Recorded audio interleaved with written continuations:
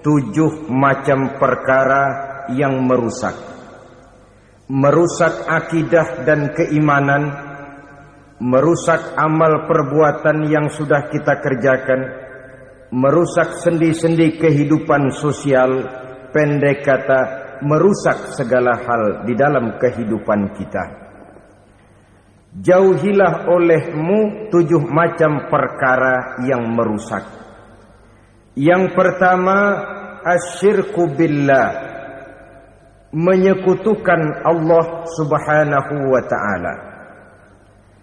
Agama dimulai dari keyakinan, maka kehancuran agama selalu dimulai dari kehancuran keyakinan, iman atau akidah yang dimiliki oleh seseorang. Dan untuk menghancurkan nilai-nilai iman yang kita miliki ini, orang rasanya tidak akan menghantam kita dengan peluru kendali. Orang tidak akan mengirimkan nuklir ke sini. Orang tidak juga akan mengirimkan satuan militernya ke sini. Untuk menghancurkan nilai-nilai iman, dibanjiri kita dengan paham-paham yang merusak dan mendangkalkan akidah.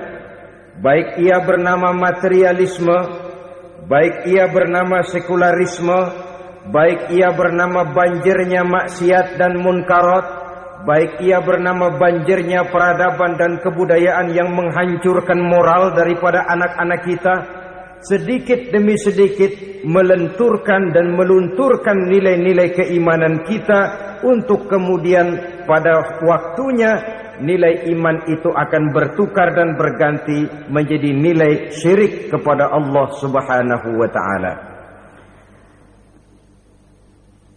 Atau pada sisi lain, menjadikan yang selain Allah sebagai tujuan akhir daripada kehidupan kita. Sedangkan kita sama-sama maklum bahwa di dalam pandangan agama Islam, dosa yang tidak berampun, dosa yang terbesar, termasuk dalam kategori bapak moyangnya dosa, tidak lain adalah syirik, yakni menyekutukan Allah subhanahu wa ta'ala. Pola penghancuran iman ini memang berstrategi. Ditawarkan kita kepada paham materialisme, paham kebendaan, di mana otak menempati urutan sebagai ranking pertama, Tuhan jatuh pada urutan kedua. Lalu menyusul kepada paham sekularisme, Allah dipisahkan dari seluruh kegiatan hidup ini, untuk pada gilirannya menjadikan yang selain Allah sebagai tujuan akhir daripada seluruh kegiatan hidup kita. Oleh karenanya, kewajiban menjaga nilai-nilai iman ini merupakan kewajiban yang mulia tetapi berat, tidak hanya untuk kita, tetapi juga bagaimana mewariskannya kepada anak-anak kita, generasi yang akan datang. Orang-orang tua bijaksana yang diceritakan di dalam Al-Quran, kalau sudah berpikir tentang anak-anaknya, pertanyaan yang paling mereka risaukan ialah, ma ta'buduna min ba'di? Anakku, kalau pada satu saat aku, ayahmu sudah tidak ada lagi di dunia ini, meninggalkan kamu semua, ma ta'buduna min ba'di? Apa yang akan kamu sembah, nak? Jikalau sekarang ayahmu masih mau ke masjid, masih mau melakukan ruku' dan sujud, masih beribadah menyembah Allah subhanahu wa ta'ala, kalau orang tuamu sudah tidak ada, ma ta'buduna min ba'di? Masihkah engkau mau datang ke masjid? Masihkah engkau mau ruku' dan sujud? Masihkah engkau mau menyembah Allah subhanahu wa ta'ala? Pertanyaan ini yang dipikirkan oleh Nabi Yakub kepada putra-putranya. Pertanyaan ini yang diteruskan oleh Nabi Ibrahim kepada anak-anaknya. Pertanyaan ini yang diwariskan oleh generasi ulama salafus saleh kepada para generasi berikutnya. Bagaimana kita generasi sekarang? Kita orang-orang tua sekarang bukan berfikir ma ta'buduna min ba'di, malah yang kita fikirkan ma ta'kuluna min ba'di. Kalau bapak tidak ada nanti kamu makan apa, nak? Perkara kamu nyembah apa, urusan nomor 18. Yang penting kamu nanti hidup bisa makan, nak. Maka kita sibuk mewariskan harta kepada anak-anak kita. Kita sibuk mewariskan kebun dan tanah kepada anak-anak kita. Kita sibuk mewariskan pabrik kepada anak-anak kita. Sementara kita lupa mewariskan intan yang paling mahal, mewariskan mutiara yang paling berharga, yaitu nilai iman kepada Allah Subhanahu wa ta'ala. Alangkah baiknya apabila warisan harta, warisan tanah dan kebun, warisan rumah dan pabrik didasari lebih dahulu dengan mewariskan nilai iman kepada Allah Subhanahu wa ta'ala. Sebagai orang-orang tua, kita boleh bersedih kalau anak kita tidak mengerti komputer. Kita boleh bersedih kalau anak kita tidak mengerti matematika. Kita boleh bersedih kalau anak kita tidak mengerti bahasa Inggris. Tapi sewajarnya lebih bersedihlah kita orang tua jikalau mempunyai anak yang tidak kenal Allah sebagai Tuhannya, yang kemudian tidak mau rukuk dan sujud kepada Allah Tuhannya. Itulah kemalangan yang paling malang bila kita meninggalkan generasi yang tidak bertauhid kepada Allah Subhanahu wa ta'ala. Betapapun anak kita tidak ngerti komputer, saudara, paling-paling kerugiannya cuma kerugian dunia. Masuk dia ke alam barzakh, munkar nakir tidak akan sempat tanya kau belajar komputer apa tidak. Kumpul dia di padang mahsyar, malaikat juga tidak akan tanya matematikamu nilainya berapa. Yang ditanya kau kenal Allah, kau rukuk dan sujud kepadanya, kau pernah datang ke masjid. Oleh karena itu sekali lagi, menjaga nilai iman tidak hanya untuk kita, tetapi juga mewariskannya kepada anak-anak kita, generasi yang akan datang. Sungguh kemalangan yang paling besar apabila kita meninggalkan anak-anak kita. Mereka kita tinggalkan lemah ekonominya, itu tidak baik. Mereka kita tinggalkan lemah otaknya, itu pun akan membuat mereka tertinggal oleh yang lain. Tapi yang paling celaka, jikalau kita tinggalkan mereka dalam kondisi lemah imannya, rapuh akidahnya, tidak baik dan tidak betul keyakinan hidupnya. Oleh karena itu, Nabi berpesan, jauhilah 7 perkara yang merusak. Yang pertama, syirik kepada Allah Subhanahu wa ta'ala. Menyekutukan Allah baik dalam ucapan, dalam keyakinan ataupun dalam perbuatan.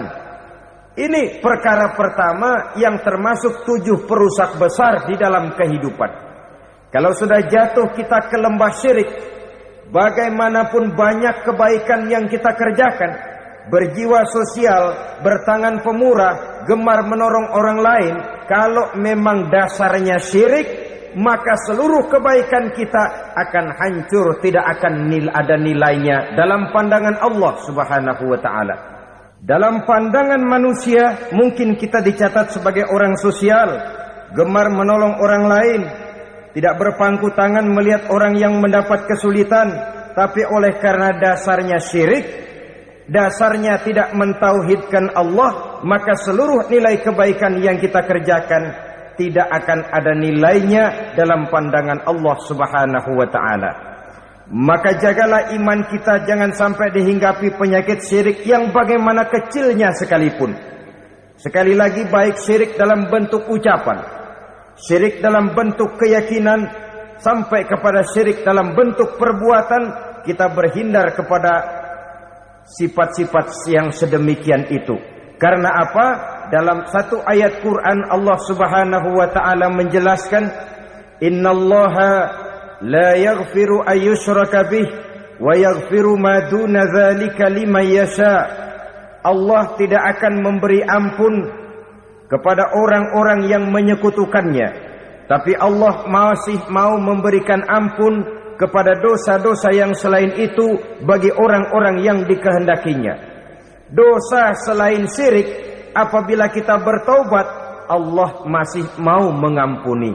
Tapi kalau sudah jatuh ke tempat syirik, itu sudah dosa yang tidak berampun. Taubatnya tidak lain melepas syirik, kembali kepada tauhid, berkeyakinan bahwa hanya ada Allah Subhanahu wa ta'ala, Tuhan satu-satunya, yang lam yalid wa lam yulad wa lam yakul lahu kufuwan ahad. Tidak beranak, tidak pula diperanakkan, dan tidak satupun yang dapat menyerupai Tuhan Allah Subhanahu wa ta'ala. Saudara-saudara kaum muslimin rahimakumullah, bahwa kita di zaman sekarang memang tidak menyembah berhala, ya. Bahwa kita tidak berterang-terangan mengatakan Tuhan lebih dari satu, memang. Bahwa kita tidak berkeyakinan Tuhan itu punya anak atau diperanakkan, tentu. Tapi dalam perbuatan dan i'tiqad kita kadang-kadang jatuh tanpa kita sadari ke tempat yang bernama syirik ini. Oleh karenanya, di zaman di mana teknologi makin canggih, di mana kemajuan pembangunan makin menjangkau berbagai aspek kehidupan, diperlukan keseimbangan antara kemajuan fisik material dengan kemajuan mental spiritual. Apabila tidak ada keseimbangan, yang terwujud tentulah kepincangan, yang diawali dengan pincangnya cara kita berpikir, sehingga pada akhirnya akan mengarah kepada pincangnya cara kita berbuat dan bertindak di dalam kehidupan kita. Oleh karena itu Nabi berpesan, jauhilah sifat syirik, karena syirik merupakan dosa yang teramat besar. Ini sifat merusak yang pertama. Yang kedua kata Nabi, wasihra, jauhilah sihir. Sihir ini juga termasuk perkara yang merusak kehidupan. Kita semua sama-sama maklum bahwa sihir sebenarnya bukan persoalan baru. Sejak sebelum datang Islam, sihir itu sudah ada. Di zaman Yunani kuno, sihir ada.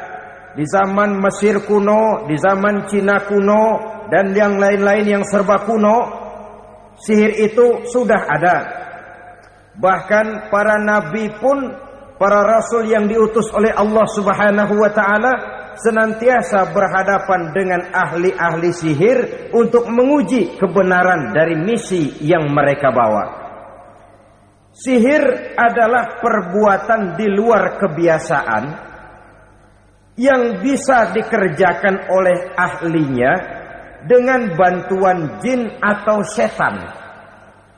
Hukum mempelajari sihir adalah haram, mengamalkannya lebih haram lagi.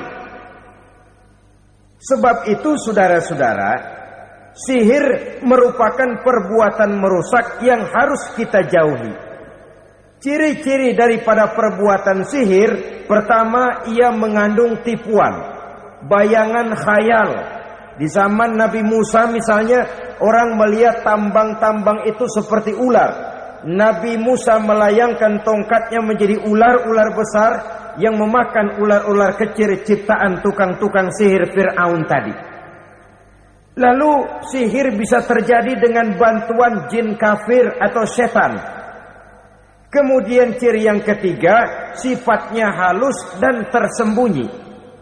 Taruh kata ada seorang ahli sihir yang mempergunakan ayat-ayat Quran sebagai jompa-jampe, sebagai baca-bacaan, itu cuma sekedar kedok. Tujuannya tidak lain menjadikan agama sebagai ketok untuk membenarkan cara yang dimurkai oleh Allah Subhanahu wa ta'ala. Satu hadis yang diriwayatkan oleh Imam Bazar dan Tabrani, Nabi berpesan, laisa minna man tatayyara lahu au takahhana au tukuhhina lahu au sahira lahu. Tidak termasuk ke dalam golonganku, kata Nabi. Tidak termasuk umatku. Siapa mereka? Man tatayyara lahu, orang yang bertatoyur. Apa tatoyur itu? Dari kalimat toyaro, artinya terbang. Toir biasa diartikan dengan burung. Tatoyaro percaya kepada suara-suara burung.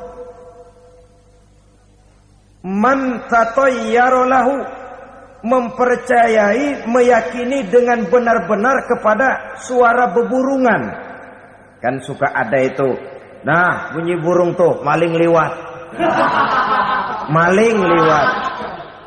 Burung bunyi, maling liwat. Itu termasuk tatoyaro lahu, percaya kepada suara burung. Kan aneh kalau suara orang nggak dipercaya, suara burung malah dipercaya. Ada ustadz ceramah, kiai ngaji, nggak mau didengerin, burung dengerin benar. Nah, suaranya dari sebelah mana? Belah kulon. Nah, itu tandanya anu. Habis dihitung-hitung. Itu termasuk tatoyaro lahu. Au takahana, atau bertenung, au tukuhina, atau minta ditenungkan, au sahirolahu, atau melakukan perbuatan sihir, atau minta disihirkan. Laisa minna, tidak termasuk ke dalam golonganku, kata Nabi.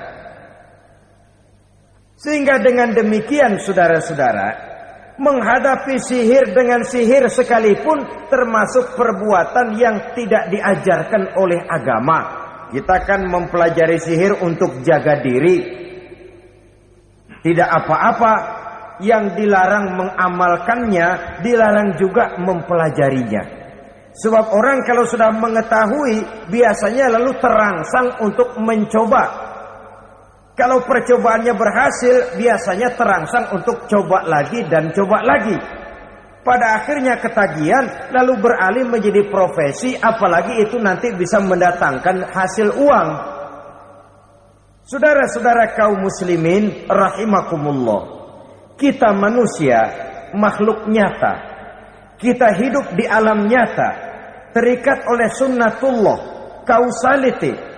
Oleh karenanya, bagi kita keyakinan yang penuh, keikhlasan di dalam bertuhankan Allah, penyerahan diri sepenuhnya hanya kepadanya, itu sudah merupakan obat penangkal yang sangat ampuh agar kita tidak terkena penyakit-penyakit yang dibuat oleh setan dan para pembantunya.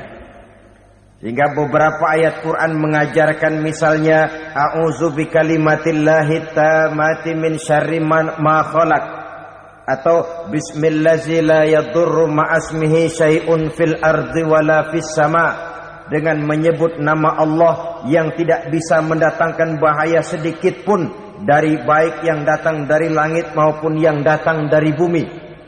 Jiwa yang kosong dari keyakinan yang penuh kepada Allah, jiwa yang penuh was-was dan ragu-ragu, itu yang mudah terserang oleh penyakit-penyakit yang dikerjakan oleh para tukang-tukang sihir, yaitu oleh setan dan seluruh para pembantunya. Kemudian hadis kedua yang diriwayatkan oleh Imam Ibnu Hibban, Nabi bersabda, la yadkhulul jannata mudminu khamrin wala mu'minu bisihrin wala qati'ur rahmin. Tidak masuk surga. Ini Nabi yang bilang, tidak masuk surga. Siapa itu?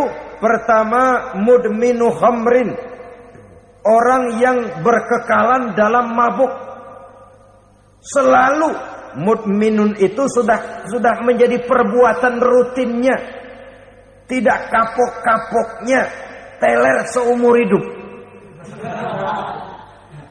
Mudminu khamrin, tidak masuk surga orang yang selalu bermabuk-mabukan. Yang kedua, wala mu'minu bisihrin, orang mukmin tapi main sihir. Ini juga oleh Nabi diperingatkan, tidak akan masuk surga orang mukmin tapi suka main sihir. Wala qati'ur rahmin, dan tidak juga orang yang memutuskan silaturahmi. Tiga macam manusia yang diperingatkan Nabi tidak akan masuk surga: orang yang selalu mabuk, orang mukmin yang main sihir, dan orang yang memutuskan silaturahmi. Saudara-saudara kaum muslimin rahimakumullah. Lalu orang berkata, kenapa dilarang kita bersihir? Padahal Rasul sendiri kan punya mukjizat. Nah, kita memang harus membedakan antara mukjizat dengan sihir. Dalam kehidupan agama, kita kenal ada yang namanya mukjizat, ada yang namanya karomah, atau keramat biasa diucapkan, ada yang namanya maunah, ada yang namanya irhas, ada juga yang namanya sihir. Kesemuanya ini berbeda, saudara-saudara. Yang dinamakan mukjizat itu khusus untuk para rasul saja. Satu kejadian luar biasa yang terjadi dilakukan oleh Rasul atas izin dari Allah Subhanahu wa ta'ala. Perbedaannya dengan sihir jelas. Sihir dari setan, mukjizat dari Allah. Sihir bisa dipelajari, mukjizat tidak. Sihir umumnya untuk maksud-maksud yang tidak baik, sedangkan mukjizat untuk memperkuat kebenaran yang disampaikan oleh para rasul dan ditentang oleh umatnya. Bahkan kafir Quraisy dahulu menganggap orang-orang ahli sihir itu berada dalam satu posisi yang hina, sehingga mereka mengatakan dan menuduh Nabi Muhammad sebagai tukang sihir. Tuduhan sebagai tukang sihir adalah tuduhan yang sangat aib dan hina. Di tengah masyarakat kufar jahiliyah, kedudukan tukang sihir dipandang sebagai kedudukan yang hina, sehingga mereka mengejek Nabi dengan sebutan tukang sihir. Jadi mukjizat hanya untuk Rasul saja. Kemudian karomah. Karomah ini asal kata dari karoma, kehormatan, kemuliaan yang diberikan Allah kepada hamba-hambanya yang rajin mendekatkan diri kepadanya. Oleh karena ketekunannya melaksanakan ibadah, Allah memberikan keistimewaan kepada orang itu, yang dengan keistimewaannya dia bisa mengerjakan yang tidak bisa dikerjakan oleh orang lain. Karomah hanya bisa dicapai dengan prestasi ibadah. Kalau sihir, mau ibadah apa enggak, asal dia belajar, bersatu dan berteman dengan setan, memenuhi persyaratan-persyaratan setan, biasanya lalu bisa. Sedangkan karomah tidak mungkin terwujud tanpa orang mendekatkan diri sedekat-dekatnya kepada Allah Subhanahu wa ta'ala. Maka kita lihat biasanya orang-orang yang punya ilmu sihir, mukanya rata-rata nggak enak dilihat.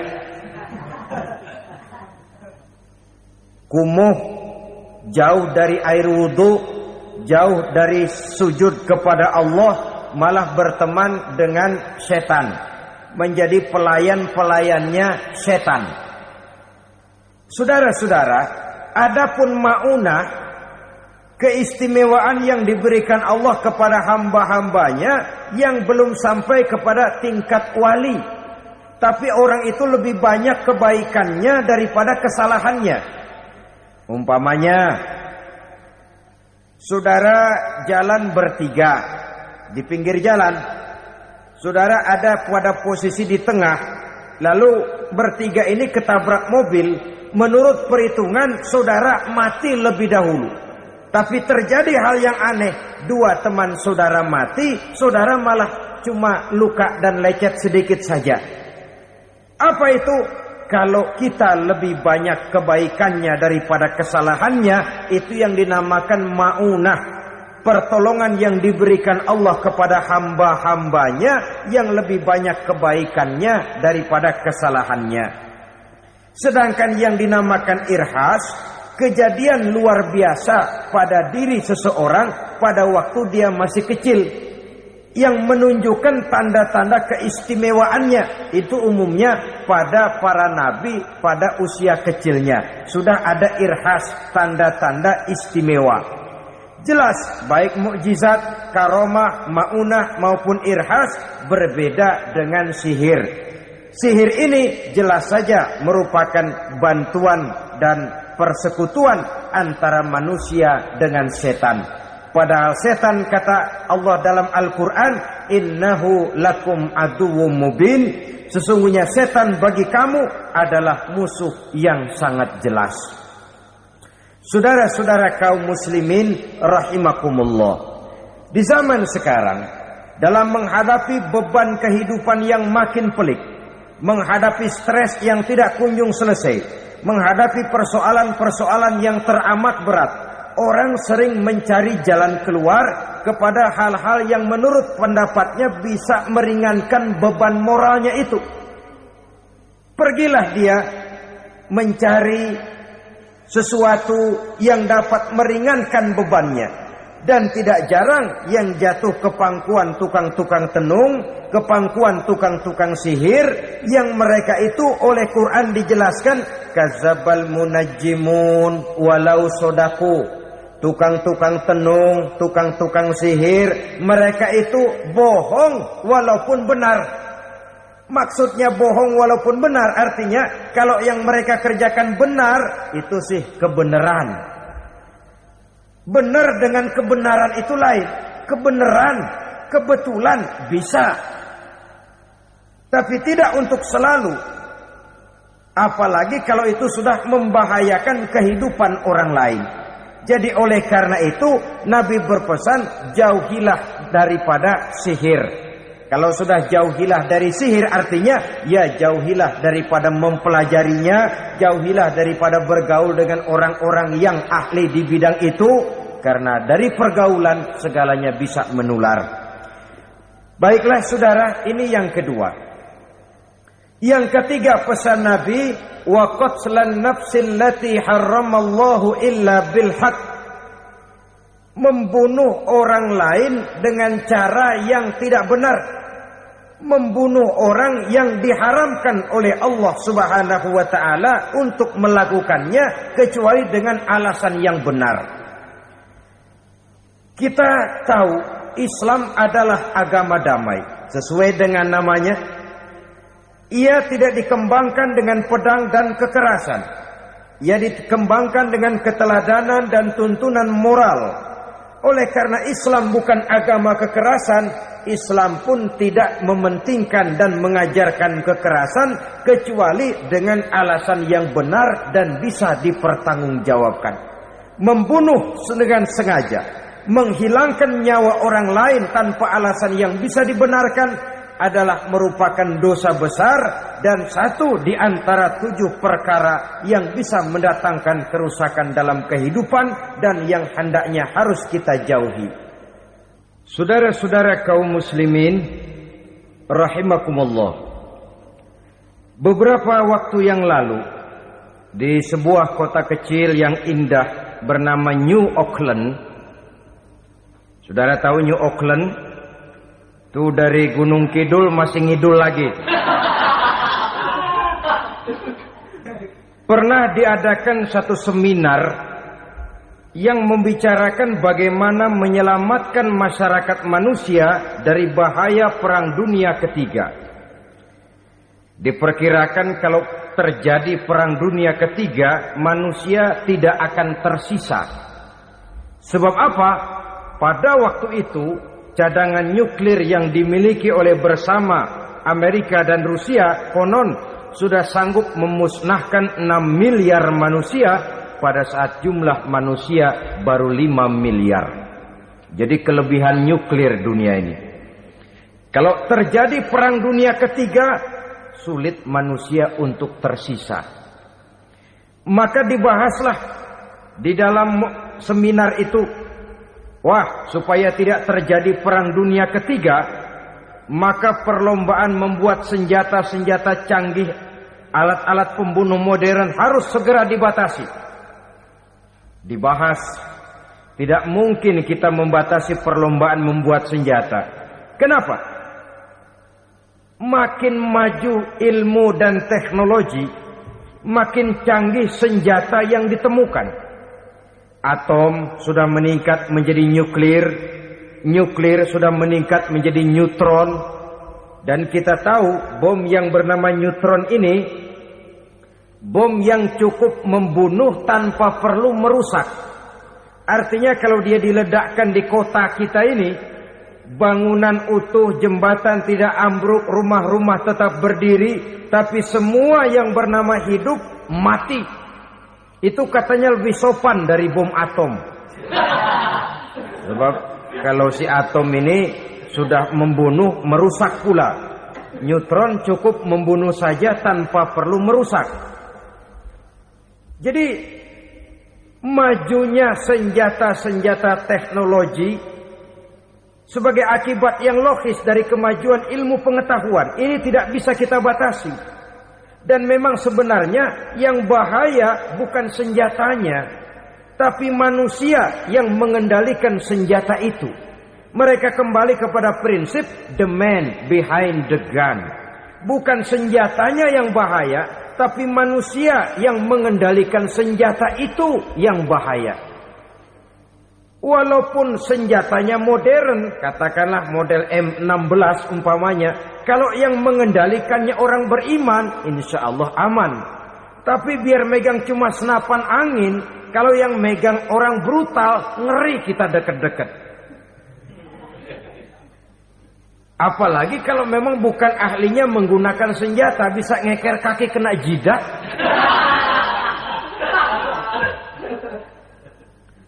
Mereka kembali kepada prinsip lama yang tetap baru. Bukan senjatanya yang harus dibatasi, manusia yang mengendalikan senjata itu yang perlu dibicarakan. Nah, kalau begitu, agar manusia tidak mempergunakan senjata sewenang-wenang, apa yang harus kita lakukan? Ya, manusianya harus bermoral. Ya, tapi moral yang mana? Di dunia ini banyak ajaran tentang moral. Itu pun mudah saja. Di sini kan kita undang saja ahli dari berbagai agama untuk membicarakan konsep perdamaian menurut agamanya masing-masing. Baik, setuju itu? Setuju. Maka tampillah para ahli agama, mereka kembali kepada prinsip moral daripada konsep yang terkandung di dalam ajaran agama untuk menegakkan perdamaian. Mula-mula naiklah ahli dari agama Hindu. Dibacakan konsep perdamaian menurut ajaran agama Hindu. Bahwa untuk damai manusia harus meninggalkan nafsu keduniaannya, menempuh samsara dan sebagainya untuk mencapai nirwana, menjauhi kemegahan dan kemewahan dunia. Ini lalu dibahas, rasanya juga tidak mungkin ini. Kemudian dari agama Nasrani, bahwa untuk damai manusia harus menciptakan sifat kasih sayang. Kalau ditampar pipi kiri, berikan pipi yang kanan. Kalau diberikan selendang, berikan baju. Nanti orang kasihan, lalu dia tidak akan nampar lagi. Ketika ini dibahas, ternyata rasanya pun tidak mungkin bisa diterima. Karena apa? Di zaman sekarang orang ditampar pipi kiri, dikasih pipi kanan. Bukan kasihan, gemes. Damai belum tentu, bonyok udah jelas. Lalu ketika dibacakan konsep perdamaian menurut Quran, di mana disampaikan ayat wa jazaa'u sayyi'atin sayyi'atun misluha faman afa wa aslaha fa ajruhu 'ala Allah. Balasan terhadap satu kejahatan adalah kejahatan yang seimbang. Tetapi barang siapa yang memberi maaf dan mencari jalan damai, itulah yang terbaik dan akan mendapat pahala dari Allah Subhanahu wa ta'ala. Kamu tidak salah ditampar pipi kirimu, tampar lagi pipi kirinya sekeras dia menampar pipi kirimu. Nanti orang tidak mau menampar kita karena dia tahu kalau dia tampar kita, dia akan menderita tamparan sekeras dia menampar kita. Akan terjadilah prinsip saling hormat menghormati, tidak saling ganggu, tidak saling usil, tidak saling jahil. Atas dasar ini perdamaian bisa ditegakkan. Mereka bisa menerima konsep ini, tapi kemudian seminar ditutup tanpa satu keputusan resmi. Kenapa? Terus terang mereka kagum dengan konsep Islam. Tapi sentimen lama terhadap nilai-nilai Islam telah menutup mata mereka untuk menerima kebenaran dari ajaran Al-Quranul Karim. Saudara-saudara kaum muslimin rahimakumullah. Kembali kita kepada persoalan pokok. Roh adalah dari Allah. Dia akan kembali kepada Allah. Milik mutlak dari Allah. Tidak pantas kita merampasnya dari orang lain. Tidak wajar kita menghilangkannya tanpa alasan yang dibenarkan oleh agama. Di zaman sekarang akibat persaingan hidup yang makin tajam, lapangan kerja yang makin sulit, tensi ekonomi yang makin tinggi, atau karena nilai moral yang makin rendah, atau juga karena rapuhnya pegangan orang kepada agama, nyawa rasanya sudah sedemikian murahnya. Berbagai kasus membuat berdiri bulu roma kita. Ada mayit, ada manusia dipotong 6, dicincang macam kambing. Ada yang dipotong 5, ada yang dipotong 13, dikardusin, dibuang ke tempat sampah. Inna lillahi wa inna ilaihi raji'un. Gejala apa ini? Kanibalisme. Manusia sudah demikian sadisnya, manusia sudah sedemikian buasnya, sehingga sesama manusia diperlakukan seperti hewan. Padahal hewan sendiri belum pernah macan makan macan, bagaimanapun buasnya macan. Belum pernah serigala memakan serigala, bagaimanapun brutalnya serigala. Tetapi manusia makan manusia di zaman sekarang kadang jadi kenyataan dalam kehidupan kita. Kadang persoalannya remeh saja. Soal uang 200 perak, pisau bicara, nyawa melayang. Soal rokok sebatang, celurit bicara, nyawa melayang. Soal-soal yang sama sekali tidak prinsip, begitu mudah kita menghilangkan nyawa orang lain. Padahal Nabi pernah memperingatkan, apabila dua orang muslim sudah berkelahi dan berbunuh-bunuhan, al-qatil wal maktul finnar, yang membunuh dan yang terbunuh dua-duanya neraka. Sahabat heran, ya Rasul, kalau yang terbunuh, kalau yang membunuh masuk neraka itu sih wajar, tapi yang terbunuh kenapa neraka juga? Beliau menjawab, dua-duanya sudah punya niat untuk saling membunuh. Niatnya itu yang diponten. Yang terbunuh cuman lagi apes aja, keduluan dia. Umpama tidak terbunuh, pasti dia yang akan membunuh. Oleh karenanya al-qatil wal maktul, yang membunuh dan yang dibunuh finnar, dua-duanya masuk ke dalam neraka. Islam menghormati kehidupan. Tidak hanya terbatas kepada sesama muslim, orang-orang yang berlainan agama pun yang mau hidup berukun, damai, berdampingan dengan umat Islam, jiwa mereka, darah mereka dilindungi oleh nilai-nilai Islam yang disebut dengan kafir zimmi ini. Mengganggu mereka sama saja dengan mengganggu aku, kata Nabi. Jadi oleh karena itu, sayangilah sesama. Kehidupan adalah anugerah Allah, bukan wewenang kita untuk mencabutnya dari orang lain, bukan wewenang kita untuk merampas dan menghilangkannya dari orang lain. Apa yang tidak enak terjadi pada diri kita, begitu pula lah apabila terjadi pada diri orang lain. Sehingga Nabi mengatakan, la yu'minu ahadukum hatta yuhibba li akhihi ma yuhibbu li nafsihi. Belum dikatakan beriman seseorang kamu apabila dia belum mencintai saudaranya seperti ia mencintai dirinya sendiri. Apa yang enak dirasakan oleh orang lain, enak juga dirasakan oleh dia.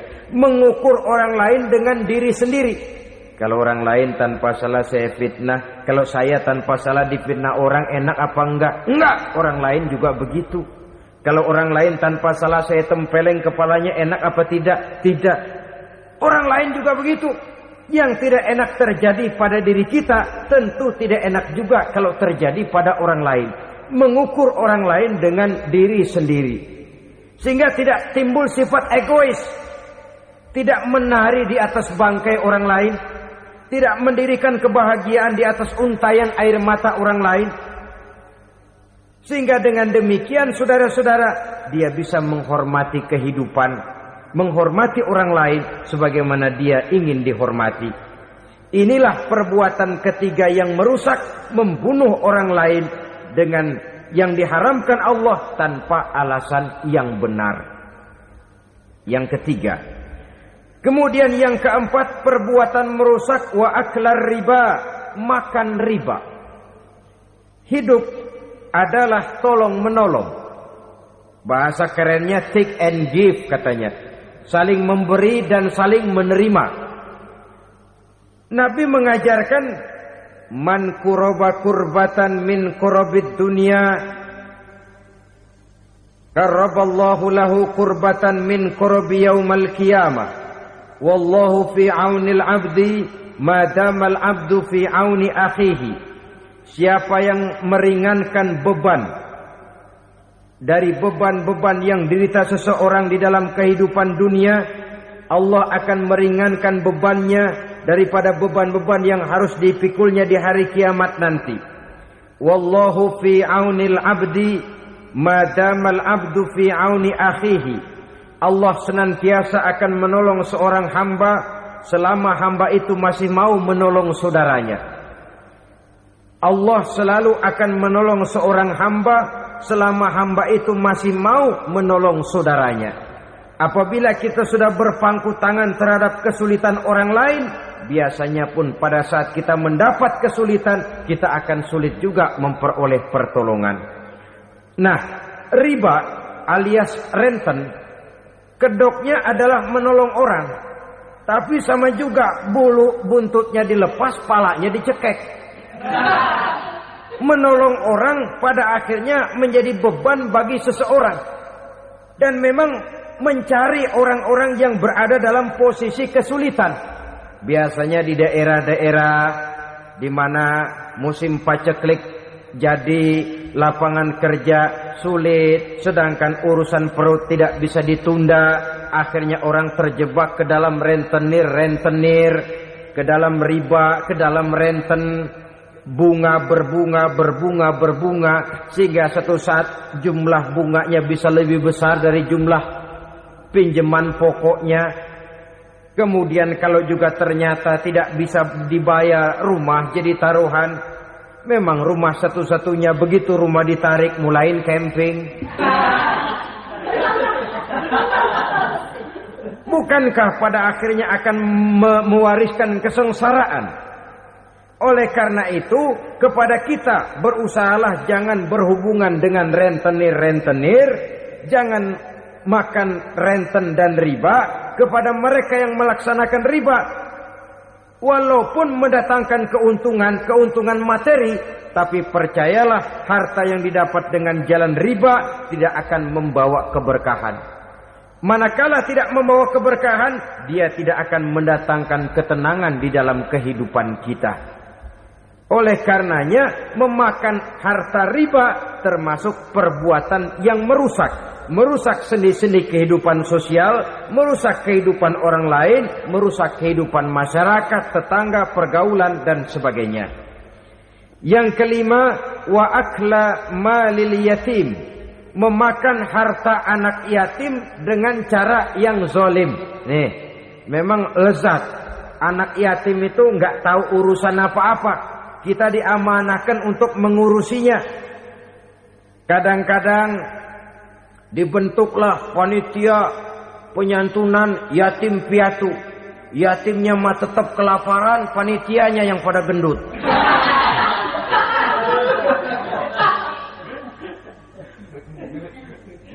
Padahal memakan harta anak yatim termasuk perbuatan dosa besar. Dan menjantuni yatim merupakan perbuatan mulia. Nabi mengatakan, ana wa kafilul yatim kahataini yaumal qiyamah. Aku dan orang-orang yang menyantuni anak yatim seperti dua jari ini pada hari kiamat nanti. Dekat sekali. Jikalau ingin di hari akhir nanti dekat dengan Rasul, bersahabatlah dengan anak-anak yatim. Jadilah pengurus anak-anak yatim. Bangunlah panti-panti asuhan yatim. Pada saat bapak ibunya meninggal, kitalah yang menjadi orang tuanya. Bahkan sedemikian besar perhatian Islam terhadap anak-anak yatim ini, sehingga Quran memberikan peringatan, ara'aital ladzi yukadzibu bid-din fadzalikal ladzi yad'ul yatim wa la yahuddu ala ta'amil miskin. Tahukah kamu siapa orang yang mendustakan agama? Beragama tapi dianggap dusta, solatnya dusta, puasanya dusta karena agamanya sudah berdusta. Siapa mereka? Fazalikal ladzi yad'ul yatim, orang yang menyanyiakan anak yatim. Wala yahuddu ala ta'amil miskin, dan tidak pernah memberi makan kepada orang-orang yang menderita kemiskinan. Menyia-nyiakan, meninggalkan anak yatim termasuk perbuatan yang divonis kita sebagai orang yang mendustakan agama. Saudara-saudara kaum muslimin rahimakumullah, maka sangat dicela mengeksploitir anak-anak yatim, menjadikan mereka sebagai kedok untuk mencari kekayaan pribadi. Tetapi jikalau ikhlas, ganjarannya sangat besar, nilai pahalanya sangat besar. Menyantuni yatim tidak hanya setahun sekali.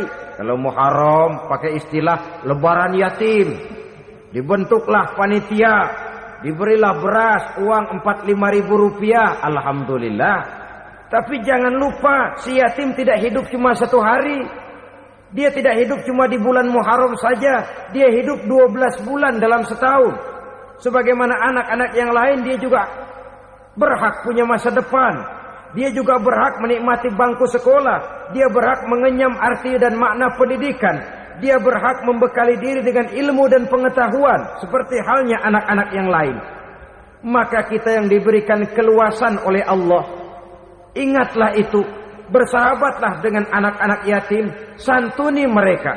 Perkara setahun sekali di bulan Muharram, alhamdulillah, itu bagus, bin Thayyib alias baik. Tapi tentu dan tentu sekali lagi, si yatim tidak hanya hidup di bulan Muharram. Dia hidup 12 bulan dalam setahun, 24 jam dan di dalam sehari.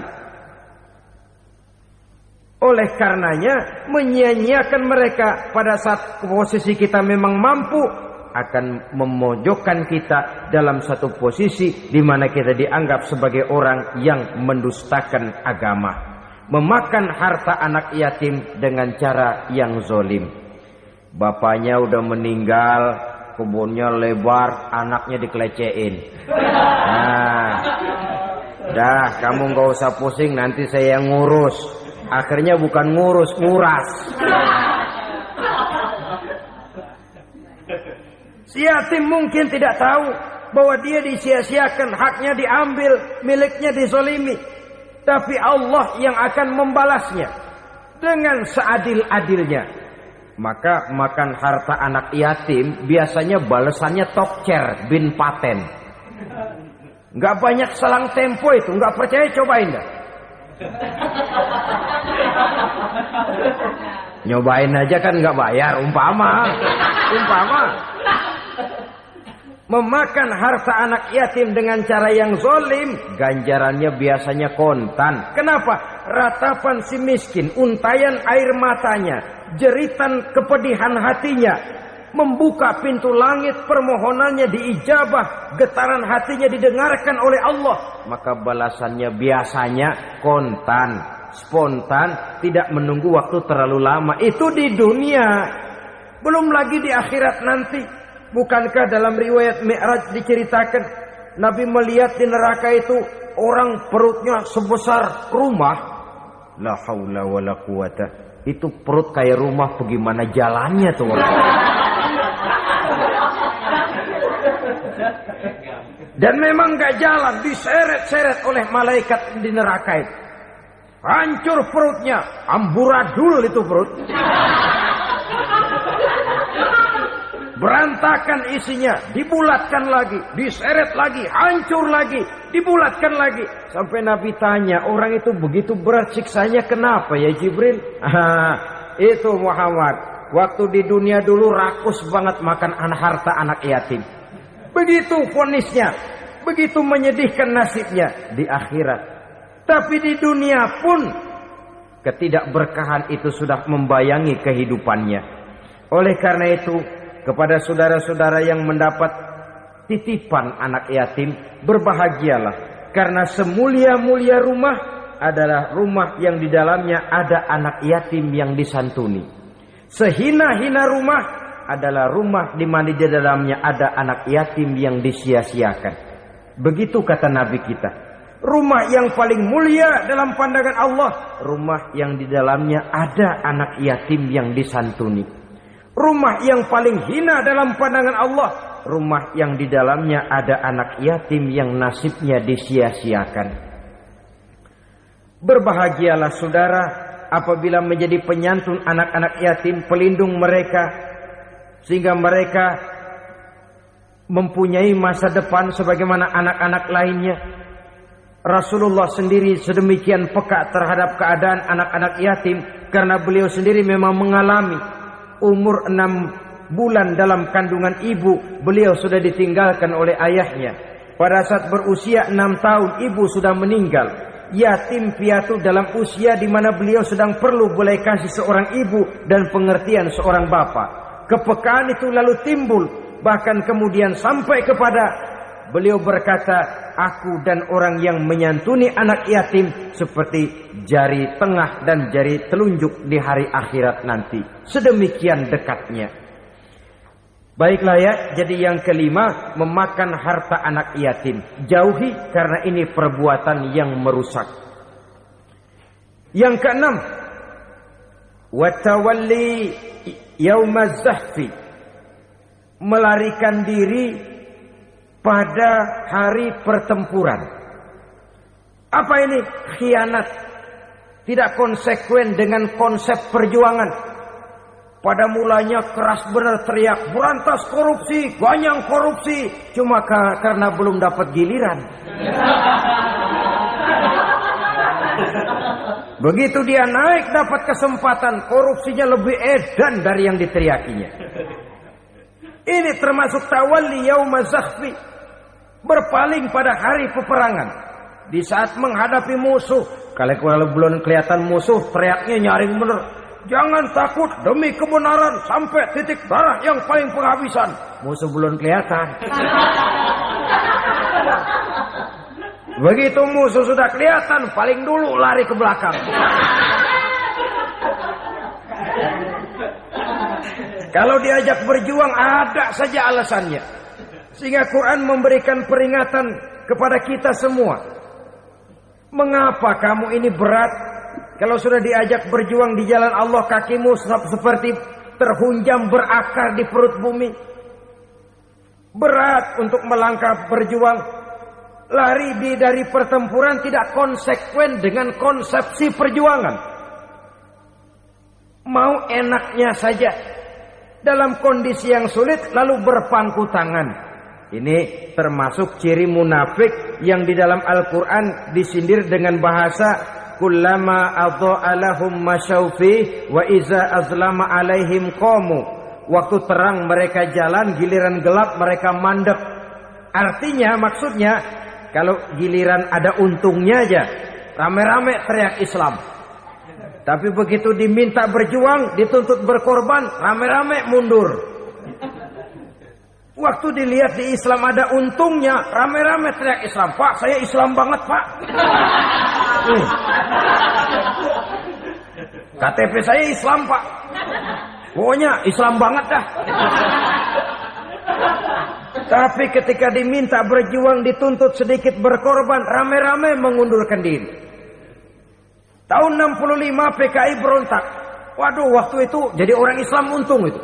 Nggak dikejar-kejar, aman. Masjid rame, mobil-mobil mewah parkir di depan musola dan masjid. Kenapa? Waktu itu asal udah ke masjid aman. Islam selamat, untung. Tapi begitu keadaan aman, yang parkir di musola sepeda butut melulu.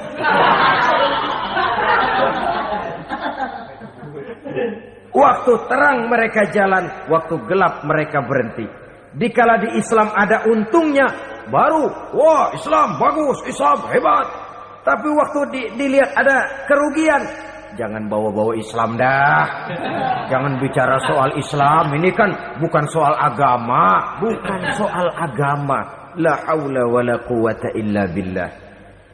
Beragama kita ambil talfik fiddin, mengambil yang enteng-enteng saja dalam urusan beragama ini. Tidak konsekuen kita dengan Islam kita. Seolah kita mau memilih mana yang terasa cocok sama selera kita, kita teriak Islam. Beratan aja dikit, rame-rame berpaling. Itu termasuk tawalli yaumaz zahfi. Para pengkhianat, mental-mental hipokrit. yang tidak mau konsekuen menghadapi segala bahaya, itu termasuk perbuatan yang merusak. Kenapa? Kalau cuma dia saja yang lari, mungkin tidak jadi soal. Tapi larinya ini akan mempengaruhi orang lain. Nah, pengaruhnya itu yang dicegah. Sebab kalau satu sudah mulai lari, yang lain mulai ngelirik. Ketika yang dilirik kemudian tidak ada reaksi, dia akan ikut lari. Artinya apa? Seorang muslim harus konsekuen dengan konsep perjuangannya, dengan keyakinan keagamaannya, dan tidak memilih yang enak-enak saja di dalam kehidupan beragama. Lari dari pertempuran, bermental khianat, mengkhianati agama, merupakan satu di antara sifat yang merusak. Terakhir saudara, wa qazfal muhsanatil ghafilatil mu'minat, menuduh perempuan baik-baik yang tidak tahu menahu tentang tuduhan yang dituduhkan kepadanya, menuduh perempuan mukmin yang baik-baik yang tidak tahu menahu tentang tuduhan yang dilakukan kepadanya. Fitnah lebih bahaya daripada pembunuhan. Orang yang tidak salah bisa hancur namanya. Orang yang berniat baik bisa ambruk perjuangannya oleh karena fitnah. Sehingga dikatakan al-fitnatu asyaddu minal qatli. Fitnah lebih bahaya daripada pembunuhan. Maka memfitnah ini termasuk satu dosa di antara 7 hal merusak yang harus kita jauhi semampu kita, semampu-mampunya. Mengupayakan sebisa-bisanya jangan sampai terjebak ke dalam hal yang demikian. Nah, saudara-saudara, inilah saja pertemuan kali ini. Mudah-mudahan ada manfaatnya. Semoga Allah memberikan kekuatan zahir dan batin kepada kita untuk bisa menjauhi 7 perkara yang merusak ini. Selalu berusaha menyimpan sesuatu yang bisa membawa manfaat, baik untuk dirinya, untuk anak cucunya, maupun untuk keluarganya, untuk masa kini dan masa depannya. Kadang simpanan itu berbentuk uang, kadang berupa tanah, lain saat berbentuk pabrik, dan lain sebagainya. Sementara masa depan yang paling pasti adalah akhirat. Jika untuk masa depan dunia kita rela memeras keringat, membanting tulang, pergi pagi dan pulang petang, menyimpan uang, menyimpan tanah, menyimpan pabrik, pernahkah kita merenung jika satu saat kiamat datang, kita dibangkitkan dari kubur masing-masing, berdiri di padang mahsyar untuk mempertanggungjawabkan seluruh kegiatan hidup kita di dunia ini, lalu kita akan menuju ke alam akhirat. Sudahkah kita mempunyai simpanan untuk akhirat kita? Pada pertemuan kali ini saya ingin menyampaikan sebuah hadis di mana Rasulullah sallallahu alaihi wasallam bersabda, "Arba'un min kanzil jannah." Simpanan sorga ada 4 macam. Yang pertama, ikhfa'us shadaqah, menyembunyikan sedekah. Saudara-saudara kaum muslimin, sebagaimana yang kita maklum bahwa Allah Subhanahu wa taala melebihkan sebagian rezeki dari kita terhadap yang lain. Ada yang kaya, ada yang setengah kaya, ada yang miskin, ada yang setengah miskin, dan selanjutnya. Ada yang gajinya kecil tapi penghasilannya gede. Ada yang penghasilannya gede tapi nggak punya gaji. Ada juga yang memang gajinya gede dan penghasilannya gede. Kelebihan rezeki merupakan sunnatullah dan tidak harus membuat kita merasa lebih dari yang lain. Bahkan sebaliknya, kelebihan itu harus membuat kita ringan tangan untuk menolong mereka yang memang memerlukan pertolongan. Kalau saudara diberikan ilmu, maka pertanyaan akhirat cuma satu: ilmumu kau amalkan untuk apa? Kalau saudara diberikan umur yang panjang, pengadilan akhirat juga bertanya satu: umurmu kau habiskan di mana?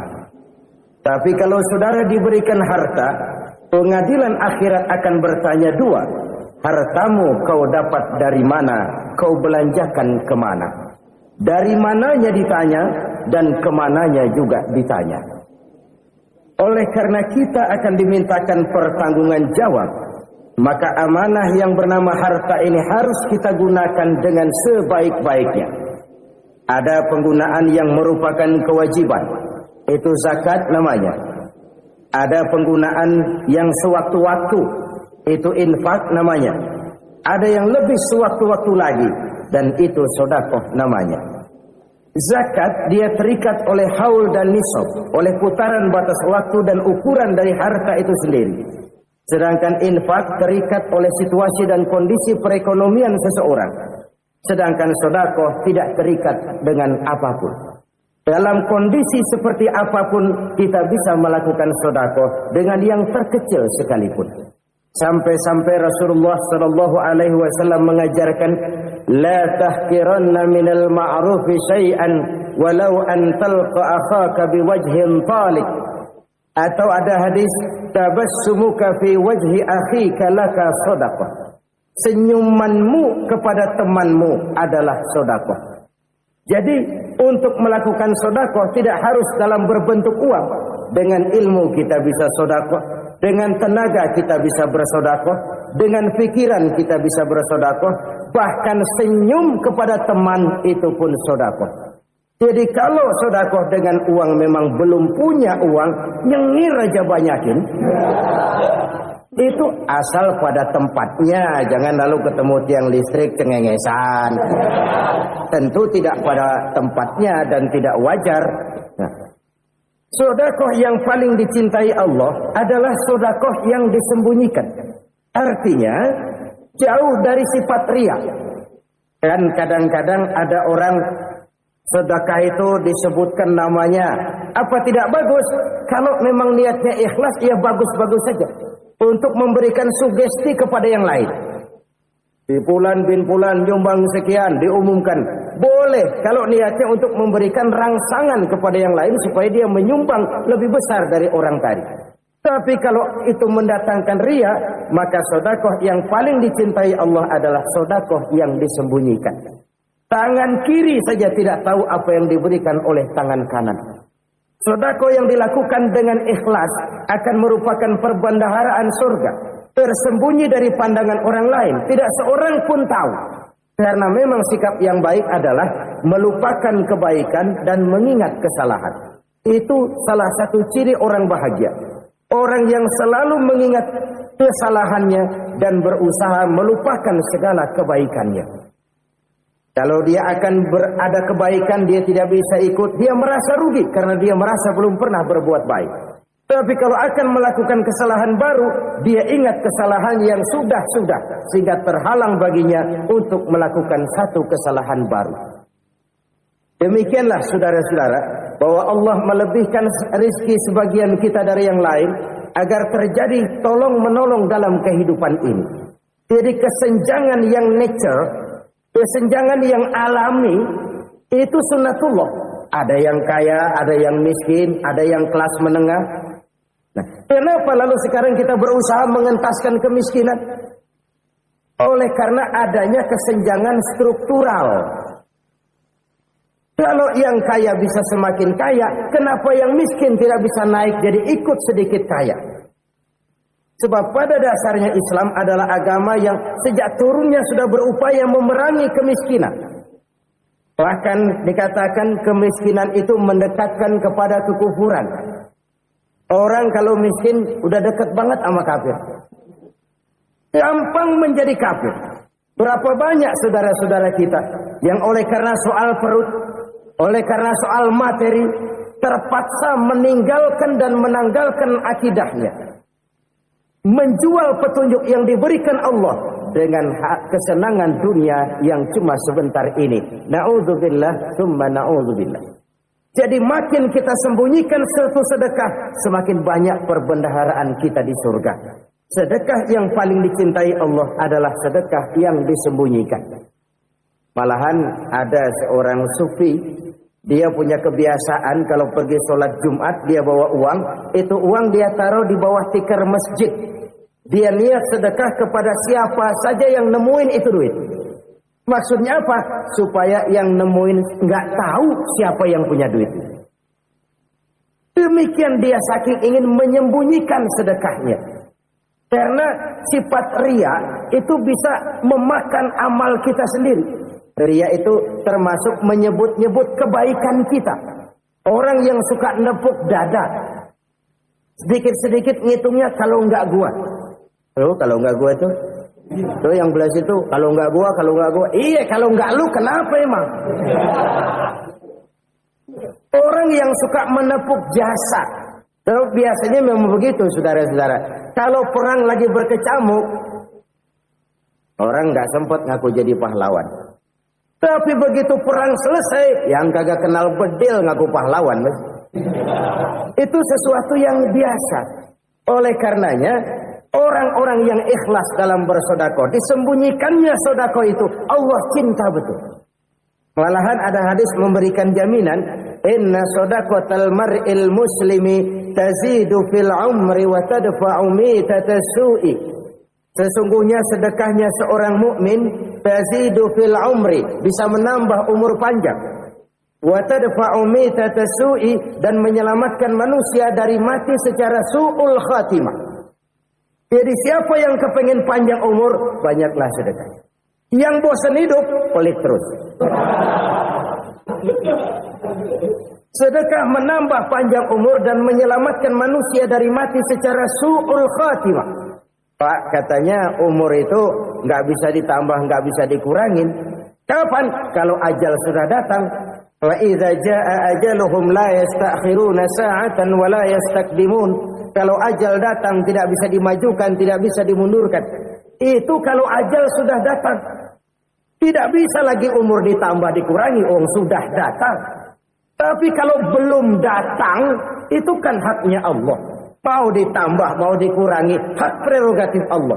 Sebagai pencipta manusia, Allah Maha Kuasa dan Maha Mampu. Sedekah ini menambah panjang umur dan menyelamatkan manusia dari mati secara su'ul khatimah. Orang mati kan sama ya, kondisinya mati, nggak nafas. Tapi hakikat mati kan lain-lain. Ada yang mati itu husnul khatimah, baik akhirnya. Misalnya lagi ngaji mati, lagi sholat mati, lagi sedekah mati. Ini yang dinamakan dengan husnul khatimah, baik di akhirnya. Sebaliknya ada yang su'ul khatimah, jelek di akhirnya. Ini yang jadi catatan akhir. Lagi nyekek botol, mampus. Lagi banting kartu, modar. Su'ul khatimah, jelek pada akhirnya. Sedekah menyelamatkan manusia dari mati secara su'ul khatimah. Kita semua kepengen mendapat husnul khatimah, jauh dari su'ul khatimah. Oleh sebab itu yang bisa menyelamatkan kita dari penyakit itu antara lain adalah sedekah yang disembunyikan, yang dikerjakan dengan ikhlas karena Allah, tidak karena kepengen dipuji orang, tidak karena ingin dikatakan orang pemurah. Sebab orang dermawan itu orang yang memberi tanpa harus diminta. Kalau masih harus diminta, ya belum dermawan namanya, masih harus diminta. Kalau nggak diminta ya tulus, lolos, polos. Saudara-saudara kaum muslimin rahimakumullah. Harta adalah amanat dan akan kita pertanggungjawabkan. Allah melebihkan rizki sebagian kita dari yang lain agar kita saling tolong menolong, bantu membantu. Nabi janjikan siapa yang meringankan beban saudaranya muslim di dunia, Allah akan meringankan bebannya di akhirat nanti. Sebuah jaminan dari baginda Nabi. Si orang yang kita bantu barangkali tidak bisa membalas, Allah yang akan membalas lewat jalan lain yang tidak pernah kita sangka-sangka. Ada orang tanya, Pak, ini ada orang nyumbang masjid sambil marah-marah, bagaimana? Saya bilang sumbangannya aja ambil, marahnya jangan. Marahnya jangan diambil, itu urusan dia. Saudara-saudara kaum muslimin rahimakumullah. Umat Islam ini kan umat yang punya potensi besar. Kadang kita merenung, kenapa kadang-kadang pembangunan masjid kok lambat sekali? Kalau hotel hari ini peletakan pertama, bulan depan peresmian. Supermarket hari ini peletakan batu pertama, minggu depan peresmian. Tapi kalau sudah yang namanya masjid, kadang-kadang peletakan batu pertama sekaligus jadi batu terakhir. 3 tahun, 4 tahun, campur nebar jalak di jalanan, duit dijaring kayak ikan sepat. Apa tidak ada orang Islam yang kaya? Banyak. Apa tidak ada pengusaha muslim yang jadi konglomerat? Ada. Lalu yang belum banyak itu yang komit terhadap nilai-nilai agamanya. Akhirnya kita jatuh jadi umat yang lemah. Belum ada pengusaha konglomerat muslim buka pabrik supermi cap beduk misalnya umpamanya atau pabrik kecap cap sorban supaya identitas keislamannya sedikit kelihatan. Kita jatuh jadi umat yang lemah karena potensi tidak terinventarisir dengan baik. Kita ini ibarat kompor yang cuma matengin nasi orang lain. Potensi kita dimanfaatkan oleh orang lain. Ukhuwah Islamiyah kita baru terbatas kepada silaturahmi. Ukhuwah di bidang ekonomi kita lemah. Ukhuwah di bidang kebudayaan kita lemah. Apalagi ukhuwah di bidang politik kita lebih rapuh lagi. Padahal ukhuwah itu adalah totalitas kehidupan manusia. Menyangkut ipolexosbud. Memerlukan nilai-nilai ukhuwah. Jadi oleh karena itu mari kita menyadari. Di dalam harta kita, walaupun kita yang cari, pergi pagi, pulang sore, peras keringat, banting tulang, di sana ada harta anak yatim. Di sana ada hak masjid. Di sana ada hak pesantren. Di sana ada hak jihad. Berbahagialah seseorang apabila dia oleh Allah dijadikan keran. Keran itu menyimpan air, tapi tidak untuk dirinya, tapi disalurkannya kepada mereka yang memang memerlukannya. Saudara-saudara kaum muslimin rahimakumullah, ini yang pertama. Jadi perbendaharaan surga adalah menyembunyikan sedekah. Orang lain nggak tahu, kita pun nggak pernah ngitung-ngitung. Kita anggap lewat begitu saja, padahal itu deposit akhirat. Satu. Yang kedua, perbendaharaan surga itu apa? Wa kitmanul musibah, menyembunyikan kesulitan. Kadang orang takut menghadapi kesulitan. Tapi makin kita merenung, hidup ini kan sebenarnya urusan. Takut sama urusan ya jangan hidup. Tandanya orang hidup itu kalau punya urusan. Urusan melupakan problem. Problem sering menimbulkan kesulitan. Kesulitan bukan untuk ditakuti, tapi untuk diatasi dan dicarikan jalan keluarnya. Siapa sih orangnya yang gak pernah sulit-sulit? Makin tinggi status sosialnya, makin gede urusannya. Makin tinggi kualitas imannya, makin berat tingkat kesulitannya. Cuma memang yang namanya enak itu seperti pelangi. Biang lala itu nggak pernah di atas kepala kita, di atas kepala orang melulu. Lu sih enak lu, kata kita. Dia juga bilang yang enak kan lu. Pelangi itu nggak pernah di atas kepala kita. Kata tukang beca, aduh enak ya naik Mercy. Kata tukang beca, apa yang di dalam mobil Mercy? Aduh enak bener tukang beca, di jok ngeringkuk ngorok pules bener. Saya kamar pakai AC sejuk, tempat tidur sutra, empuk, alga, spring bed, pulak kulik nggak bisa pules kalau belum minum Valium, belum tidur. Enak bener tukang beca, di jok ngorok nggak tahu wetan kulot. Itu tukang beca bilang yang di Mercy enak, yang di Mercy bilang tukang beca enak. Inilah enak. Nggak pernah di atas kepala kita, di atas kepala orang lain melulu enak itu. Nah, saudara-saudara, yang merupakan perbendaharaan surga itu orang yang bisa menyembunyikan kesulitan, baik pribadi ataupun rumah tangga. Ini terutama rumah tangga yang jadi soalnya. Kadang-kadang kita ini kalau senang, sebaliknya, kalau senang kita diam, kalem aja, cuek. Banyak banget duit kita bawaan, diam aja udah. Malah ketemu orang takut. Tapi begitu susah, sekampung tahu. Padahal Nabi mengajarkan perbendaharaan surga itu menyembunyikan musibah, menyembunyikan kesulitan. Kalau enak, cerita sama orang-orang. Kalau nggak enak, rasain sendiri, tekan sendiri, atasin sendiri. Kita kan sebaliknya. Senang kita diam, asal lagi susah, paling tidak kita nyari teman buat cerita kesusahan. Siapa orangnya yang nggak pernah susah? Cuma soalnya bagaimana kita mengatasi kesusahan itu sendiri. Begitu juga misalnya kalau orang sudah berumah tangga, itu orang tuanya harus menjadi tempat dia cerita yang enak-enak saja. Yang nggak enak rasain berdua, selesaikan berdua, atasin berdua. Jangan dibalik. Asal senang diam, giliran susah saja. Maknya laporan. Terbalik. Bisa menjaga security informasi. Maka nama bayam keluar diam. Malah seluitan. Enak amat lo makan daging ayam. Security informasi.